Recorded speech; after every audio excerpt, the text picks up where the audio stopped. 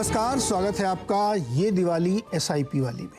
जी हाँ, एसआईपी एक तरीका है निवेश करने का, और अगर इस तरीके से आप करते हैं तो आप बहुत बड़ी वेल्थ क्रिएट कर सकते हैं। तो दिवाली का शुभ मौका है, तो मैंने सोचा कि इस बार हम आपको ये सिखाएं कि एसआईपी आप सुनते बहुत हैं, कई लोग गलतफहमी समझ लेते हैं कि एसआईपी मतलब म्यूचुअल फंड। नहीं, एसआईपी एक प्रोसेस है, और उस प्रोसेस को जब आप फॉलो करते हैं और कोई भी प्रोडक्ट लेते हैं तो उससे आप एक अच्छे प्राइस पे उसका एक्विजिशन करते हैं और एक बड़ी वेल्थ क्रिएट करते हैं। तो हम सबका ये मतलब होता है, ये उद्देश्य होता है कि दिवाली जैसे शुभ मौके पर आप किसी निवेश की शुरुआत करें। आप यंग हैं, अभी जॉब आपने शुरू की है, या आप निवेश की जर्नी आज से जब जागो तब सवेरे जब से शुरू कर रहे हैं, तो एक बेटर, सेफ और अच्छा तरीका क्या हो सकता है ये हम आपको बताएंगे। साथ ही ये भी बताएंगे कि आप कौन से फंड खरीद सकते हैं जिसमें आपको अच्छी वेल्थ क्रिएशन की अपॉर्चुनिटी मिलेगी। बातचीत करने के लिए हमारे साथ जो मौजूद हैं स्टूडियो में, वो मैं मानता हूँ, मेरी निजी राय है कि हिंदुस्तान के one of the best fund manager हैं फिरोज़ अजीज़, जो आनंद राठी वेल्थ के डिप्टी सीईओ हैं। इनका एक्यूमेन, इनका तरीका समझाने का और इनका जो डेटा बैक नॉलेज है उसका मैं कायल हूँ। फिरोज़ भाई, बहुत बहुत शुक्रिया हमारे साथ जुड़ने के लिए, और दिवाली की बहुत शुभकामनाएं आपको। मैं ये मानता हूँ कि आप दिग्गज एक्सपर्ट हैं। नहीं, मैं तो सर इस शो में मैं बोलूँ तो व्यूअर के लिए नाइंसाफी होगी। नहीं, मैं तो सब नॉलेज चुरा के अपने दर्शकों को देता हूँ। मैं उनके लिए लॉयल हूँ और आप लोगों से ले लेता हूँ। आप तो शेष मिश्रण हो गए इंडिया के सब एक्सपर्ट का, तो इसलिए हमने, हमारा जो आज का मकसद है इस दिवाली पे, कि लोगों के वेल्थ क्रिएशन में कुछ हमारा कंट्रीब्यूशन हो जाए, उनको कुछ अच्छे फंड बता दिए जाए, और तरीका हो तो एसआईपी का होगा ही। तो चूँकि पहले थोड़ा सा बताइए कि जो ये इतना ज़बरदस्त मार्केट इस समय हम लोगों का चल रहा है, बहुत सारी चीज़ें लोग कह रही हैं, क्या ये थ्योरी हमेशा सही होती कि जब से निवेश करना शुरू करो तब सही होता टाइम? देखिए, एसआईपी के लिए ये सही स्टेटमेंट है। जब मार्केट आज अच्छी चल रही है, अब देखिए मार्केट अच्छी क्यों चल रही है। मार्केट तीन चीज़ों पे निर्भर करती है। शॉर्ट टर्म में खबरों पे निर्भर करती है कि इजराइल और पैलेस्तीन का क्या होगा। मीडियम टर्म में कमाई, ये कंपनियों की कमाई कितनी है, आई पे निर्भर करेगी। लॉन्ग टर्म में मैक्रो इकोनॉमी पे डिपेंड करेगी। करेक्ट। ये तीन चीजों पे निर्भर होगी। अगर आप ट्रेडर हैं तो आपको खबरों की पकड़ रखनी पड़ेगी। राइट। अगर आप एक इन्वेस्टर हैं तो आपको डेफिनेटली कॉर्पोरेट अर्निंग्स पे बहुत ज्यादा तवज्जो देना पड़ेगा। जैसे इस क्वार्टर में क्या अर्निंग आई, ठीक चल रही है कि नहीं चल रही है अर्निंग्स, उस पे नजर रखनी पड़ेगी। तो आई थिंक खबर पे तो किसी कल क्या छपेगा पता नहीं होता है। मैक्रो इकोनॉमिक्स इंडिया की लास्ट 20 साल से जो फिर भी 12% की इजाफा हो गया 20 साल में, उसमें बहुत दिक्कतें थी। अगले 20 साल look rosier than the last 20 years, इस पे कोई दो राय नहीं है। तो क्या 12% की वापस बढ़त आने की संभावना है इक्विटी में? मेरे हिसाब से इंडेक्स लेवल पे है। अब अगर 385 इक्विटी फंड्स हैं, एक्टिव वाले, पैसिव वाले नहीं, उसमें 150 फंड मैनेजर हैं, तो सब तो बेवकूफ नहीं हो सकते, सब स्मार्ट भी नहीं हो सकते। क्या 3-4% का अल्फा निफ्टी पे निकालना मुमकिन है? मेरे हिसाब से मुमकिन है। आनंद राठी मॉडल पोर्टफोलियो में 11 साल में निकाला 4% का कंपाउंडेड अल्फा निकाला। तो अगर आप 15-16% टैक्स एफिशिएंटली इक्विटी में कमा सकते हैं तो क्यों ना कमाए? पॉइंट 1। करेक्ट। अब दूसरा प्रश्न ये आता है कितने पैसे पे। इंडिया की सबसे दुखद बात, मुझे बहुत दुख होता है कि मैं इस इंडस्ट्री में 18 साल से हूं और मैंने उस पर कुछ कंट्रीब्यूट नहीं किया। मुझे लगता है कि आज इंडिया में 670 लाख करोड़ की हाउस होल्ड सेविंग्स है। 670 लाख।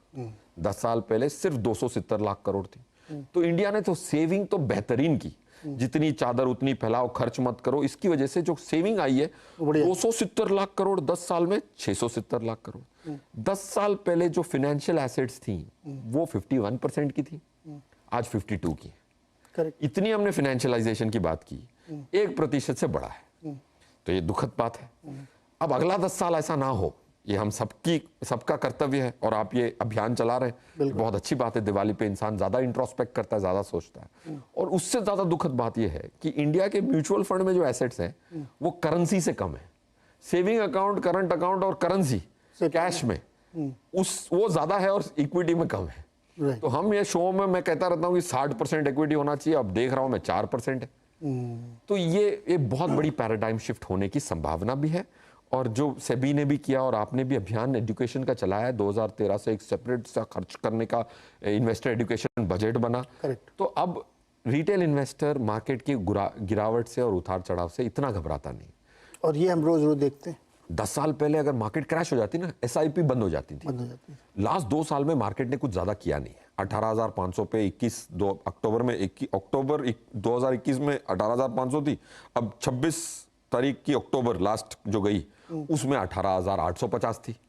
तो 2 साल में घूम फिर के वहीं आ गए। बट एसआईपी का आंकड़ा 12,000 से 11,000 से मेरे हिसाब से वो आ गया 16,500 पे। तो रिटेल इन्वेस्टर स्मार्ट हो गया। ये चेंज है और इसमें वाकई म्यूचुअल फंड इंडस्ट्री का थोड़ा बहुत हम लोगों का कि आप बने रहिए, आप घबराइए मत, डरिए मत। लेकिन हमारा जो निवेशक ना वो कहता भाई अगर हमको इतना पढ़ना लिखना पड़े तो क्या फ़ायदा, इसके लिए फिरोज जी है ना। आप मेहनत करेंगे और वो निवेश करेंगे, तो कहाँ निवेश करें, यहीं से शुरुआत कर देते हैं। कुछ बढ़िया कुछ आइडियाज़ बताइए। बिल्कुल, आई थिंक देखिए सीएनबीसी आवाज़ देख के अगर कोई अपनी स्कीमें खरीद रहा है, सीएनबीसी मीडिया से जो एडवाइस मिलेगी वो काफ़ी निष्पक्ष होगी, क्योंकि आपकी कोई कमाई तो है नहीं। वो स्कीम खरीदें तो कमीशन मिलेगा नहीं मिलेगा, राइट। वो दूसरी खरीदें तो उसमें ज़्यादा या कम कमीशन मिलेगा नहीं मिलेगा। सबसे बेहतरीन गेस्ट इंडिया के आपके यहाँ आते हैं और आप मुफ्त में एडवाइस देते हैं और निष्पक्षता गारंटीड। तो फॉर अ रिटेल इन्वेस्टर अगर आपको एसआईपी खरीदनी है, स्कीम का चुनाव करना है, तो आपको शो देख के खरीदना है मेरे हिसाब से। Correct. और अगर आप शो देख के ही खरीद रहे हैं तो रेगुलर खरीदने का मतलब नहीं है, डायरेक्ट ही खरीदें, क्योंकि एटलीस्ट 1% की कॉस्ट बच जाए। अगर आपके पास डिस्ट्रीब्यूटर है। अच्छा, ऐसा हो सकता है क्या शो दे के खरीदने मुझे कमीशन मिले? ताकि आप फिर आप वो निष्पक्षता बोल पाए ना बोल पाए। नहीं, मैं तो ऑप्शन ढूंढता रहता हूँ जोक से पार्ट कि हमें नहीं चाहिए, हमें तो सिर्फ ये चाहिए कि हमारे दर्शक कमाई करें, समृद्ध बने, और यही हमारा प्रॉमिस होता है। तो अब फटाफट हम लोग शुरू करते हैं फंड्स पे। तो बड़ा बताइए हमें कि 2 बढ़िया टॉप क्वालिटी के बड़े वाले फंड जिनको आप मेगा कैप अल्ट्रा कैप जो कहें वो बताइए। यस, तो अगर मैं मेगा कैप या टॉप 100 कंपनीज, एम्फी ने और सेबी ने ये निर्णय लिया कि इंडिया की टॉप 100 कंपनीज जो एनएसई 500 की सबसे टॉप 100 है वो बन जाएंगी लार्ज कैप, और उसमें एचडीएफसी टॉप 100 एक बहुत अच्छा फंड है और बहुत सदियों से चल रहा है और वैल्यू प्रिंसिपल पे आधारित है। और उस एएमसी एचडीएफसी एएमसी की एक खास बात मुझे ऐसे लगती है कि जहां भी सीईओ खुद सीआईओ रह चुका हो ना, टेक्निकल बंदे को मैनेजरियल जॉब दे दो तो वो कंपनी में टेक्निकल काम अच्छा होगा। अगर एक इंजीनियर जिसने फैक्ट्रियां चलाई हो उसी को उस इंजीनियरिंग कंपनी का सीईओ बना दो तो एफिशिएंसी अच्छी होगी फैक्ट्री की। बिल्कुल सही, राइट। वैसे ही नवनीत मनोट जी जो सीआईओ थे एसबीआई म्यूचुअल फंड के सबसे बड़ी एएमसी के, वो इस कंपनी के सीईओ हैं। तो मुझे एक, और चिराग सेतलवाड़ हैं और बहुत सारे, प्रशांत जैन भी वहाँ थे, तो सिद्धांत 20 साल से अच्छे लगे हुए हैं। So HDFC top 100 will be my first pick and it's in the large cap category. तो ज़्यादा दिमाग लगाना है नहीं, खरीदते जाएं। एसआईपी के माध्यम से खरीद रहे हैं तो उतार चढ़ाव से फायदा ही होगा, नुकसान नहीं होगा। अगर आप दूसरी स्कीम लेना चाहें और अगर आपको एसबीआई जो फर्स्ट लार्जेस्ट एएमसी है उसकी तो एक स्कीम होनी चाहिए, large and mid cap category में ज़रूर रखें पैसा, क्योंकि एक संतुलन जो फंड मैनेजर जो एजिलिटी दिखा सकता है, जो फटाफट चेंज कर सकता है, वो फंड मैनेजर के पास अधिकार होता है, क्योंकि एक क्लिक ऑफ द बटन में वो चेंज कर देता है। तो SBI large and mid cap, Vasan उसके सीआईओ हैं, मैंने उनकी टेस्टिंग की हुई है कि उनके जो निर्णय होते हैं वो कितने सही जाते हैं कितने गलत जाते हैं। वासन के निर्णय 85% सही जाते हैं। तो इन 2 बड़े फंड को हम एक बैकेट में रख सकते हैं कि एचडीएफसी का लार्ज कैप और एसबीआई का लार्ज एंड मिड कैप। इन दोनों में से कोई एक लें या दोनों ले लें? दोनों ले लें तो बेटर रहेगा, क्योंकि दोनों टॉप क्लास के फंड है। इनमें कंस्ट्रक्ट में जैसे एसबीआई का आपने कहा लार्ज एंड मिड कैप, तो उसमें कितना बड़ा यूनिवर्स कवर करते हैं ये लोग एसबीआई में खासतौर पे? 250। जैसे पहले 100 को लार्ज कैप करार दिया गया, सब्सिक्वेंट 150 मतलब उसके बाद के जो 150 हैं उनको मिड कैप करार दिया गया है, और ये हो गए 250 टोटल। वो 250 की उनकी यूनिवर्स होती है। 250 कंपनियों को रिसर्च करना ही बड़ी बात होती है, बहुत बड़ी बात। और एसबीआई जैसी एएमसी है जो सबसे बड़ी है, 6, 7, 8 लाख करोड़ के एसेट्स मैनेज करते हैं, वो बढ़ते रहते हैं। तो 8 लाख 7 लाख सुनते हैं, फिर बाद में 8 हो जाता है, इसलिए मैं कह रहा हूँ 6 से 8 लाख मैनेज कर रहे हैं, तो कितने एनालिस्ट उनके पास होंगे। एंड ये वेल रिसर्च कंपनीज होती है। देखिए, अगर उसके बाद की जो 250 है उसमें बहुत सारे रिसर्च एनालिस्ट नहीं कवर करते, इधर काफी सारे बाहर वाले कवर करते हैं। एसबीआई के पास भी इतनी सारी बैटरी ऑफ एनालिस्ट हैं, वो कवर करते हैं। तो दैट्स व्हाई 250 कंपनीज। तो 250 का एसबीआई का जो है फंड है लार्ज एंड मिड कैप, और एचडीएफसी का टॉप 100 फंड। आपके मन में एक सवाल आ रहा होगा कि यार वो जो टॉप 100 है तो इसमें भी शामिल होंगे, 250 वाले में तो क्यों लूँ। इसका फ़र्क ये होता है कि ज़रूरी नहीं है कि जो स्टॉक इस फंड में है वही स्टॉक उस फंड में हो, और एक एक फंड के अलग अलग मूव होते हैं, अलग अलग रिटर्न्स होते हैं, इसलिए दोनों रखने में ज़्यादा फ़ायदा। तो दो तो हो गए भाई टॉप क्लास के फंड, जो बड़े वाले फंड हैं। अब इसके बाद और इस बकेट में और डालें या फिर मिड कैप की तरफ चलें? मिड कैप की तरफ चले। अब चलिए मिड कैप बताइए। इस क्यों मिड कैप की तरफ चले? एक मिड कैप के फंड के नाम लेने से पहले मुझे एक सवाल बताइए। देखिए, एक बड़ी डिबेट चल रही है देश में, आप उसके पार्ट हो या ना हो, लेकिन सुना जरूर होगा आपने कि ये मिड कैप वालों ने ना बहुत ज़्यादा परेशान कर दिया टॉप 100 वालों को या लार्ज कैप को। देखिए क्या ज़बरदस्त रिटर्न है, लार्ज कैप वाले कम कर रहे हैं।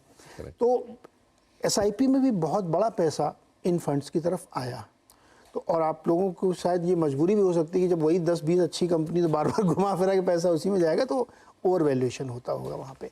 तो जो पूरा मिड कैप यूनिवर्स है उस पर आपकी टिप्पणी क्या है, उसके बाद फिर हम लोग फंड समझते हैं। बिल्कुल नीरज जी, देखिए आंकड़ों के आधार पर अगर हम समझना चाहें, जैसे निफ्टी मिड कैप 150 की लेवल है 14,500 की।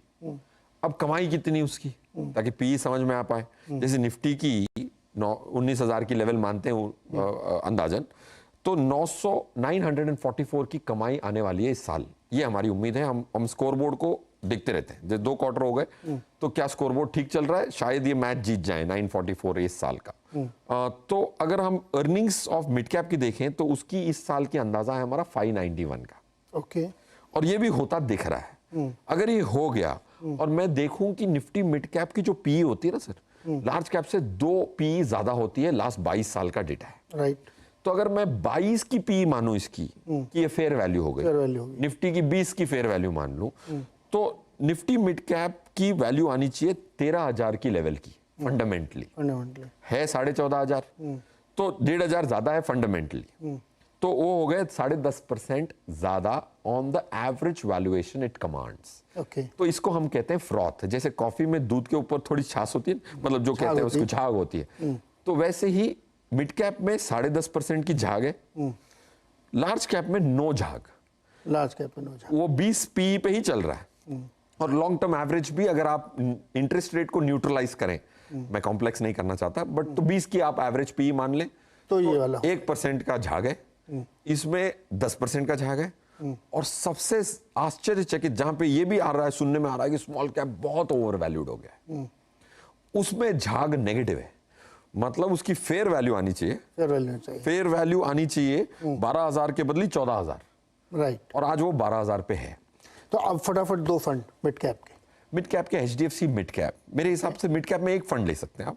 वो ऐसा फंड लें जो बड़ा फंड है और चिराग सेतलवाड़ उसको सदियों से मैनेज कर रहे हैं। मैं तो भूल भी गया हूं, 15-20 साल तो हो ही गए। और उनकी जो एक बहुत बड़ी जो भ्रम था फंड मैनेजर में, बड़ी स्कीम को मैनेज नहीं कर पाते और अल्फा नहीं जनरेट कर पाते, एक्स्ट्रा रिटर्न नहीं।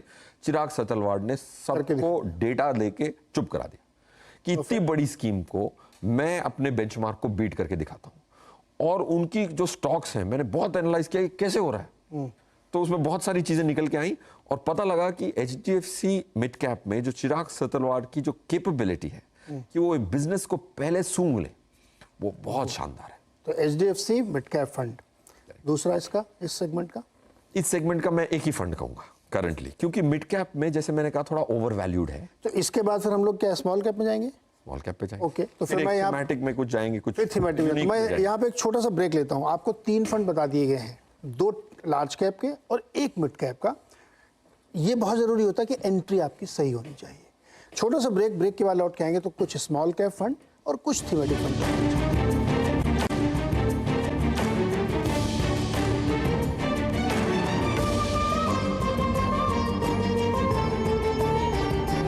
एक बार फिर से स्वागत है आपका ये दिवाली SIP वाली में, यानी इस दिवाली में वेल्थ क्रिएशन के लिए कौन से फंड्स में निवेश करें, ये जानकारी हम ले रहे हैं फिरोज अजीज से। फिरोज, हमने लार्ज कैप बात कर ली, मिड कैप बात कर ली, अब 2-3 फंड और बताइए हमें जो स्मॉल कैप या थीमेटिक हो। स्मॉल कैप में मैं definitely Aditya Birla small cap recommend करूंगा। ओके, उसको हम 1.5 साल से रेकमेंड कर रहे हैं। पास्ट परफॉर्मेंस अच्छा नहीं था, तब हमने रेकमेंड किया था, क्योंकि फ्यूचर परफॉर्मेंस देखने के लिए उसके अंदर क्या पड़ा हुआ है उस डिब्बे के अंदर क्या है वो एनालिसिस करनी पड़ती है। तो हम टारगेट एनएवी कैलकुलेट करते हैं फंड की, तो उस आधार पर रिकमेंड किया था। इस साल अच्छा हो गया तो लोगों को हिम्मत होगी खरीदने की। आदित्य बिरला स्मॉल कैप बहुत अच्छा फंड है। विशाल गजवानी फंड मैनेजर हैं, वो पहले पीएमएस चलाते थे 2022 अप्रैल के पहले। उनके पीएमएस को एनालाइज किया तो पता लगा कि बहुत sharp fund manager, that's on the small cap side. And हमारे हिसाब से स्मॉल कैप की जो लिक्विडिटी आ रही है वो उसको ड्राइव करेगी। फंडामेंटल्स एक चीज़ होती है और लिक्विडिटी भी स्मॉल कैप में बहुत इंपॉर्टेंट होती है। जब टाइट टर्न होगी तो गिरेगी भी वैसे ही। तो हमारा ये अंदाज़ा होता है कि हमारी एक टीम होती है जो फाइंड आउट करती है कि लास्ट मंथ पैसे आए कितने एम्फी के पहले। तो 3,200 करोड़ स्मॉल कैप में आए हैं फंड में। उसका आंकड़ा आएगा ऑफिशियल, बट ये हमारा अंदाज़ा है। तो अभी भी ट्रेंड लिक्विडिटी की है, तो स्मॉल कैप में अभी भी रैली बची हुई है। तो इसीलिए आदित्य बिरला स्मॉल कैप आप खरीद सकते हैं। और एसबीआई कॉन्ट्रा, एसबीआई कॉन्ट्रा के फंड मैनेजर हैं दिनेश।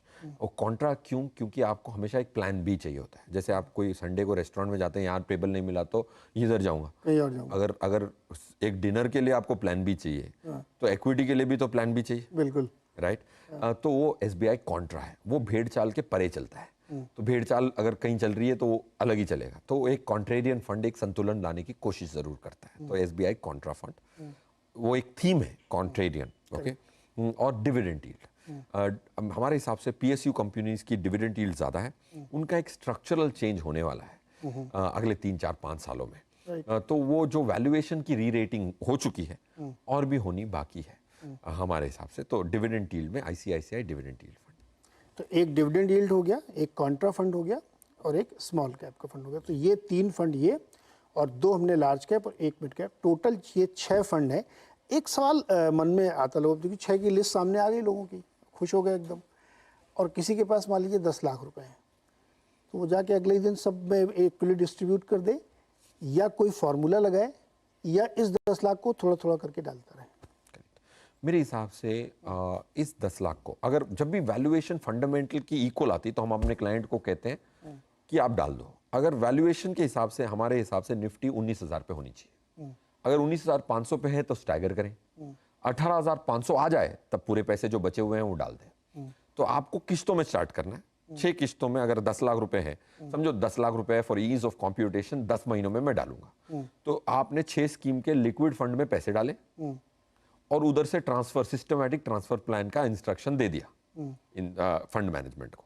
तो 10 किस्तों में हर 6 स्कीम, तो आपके 6 किस्त हर महीने जाएंगी। राइट। तो 10 किस्तों में 60 किस्तों में आपके पैसे अंदर चले जाएंगे। ये आपने शुरू कर दिया, 2 महीने हो गए और मार्केट में कुछ आई खबर तो मार्केट 18,500 आ जाए, तो आपके सिर्फ 2 किस्तें ही गई हैं। बाकी 8 किस्तें जो बाहर हैं, एएमसी को तब आप लेटर लिख दें या इंस्ट्रक्शन दे दें कि जो बाकी किस्तें वो भी अब आज ही डाल दें। ओके।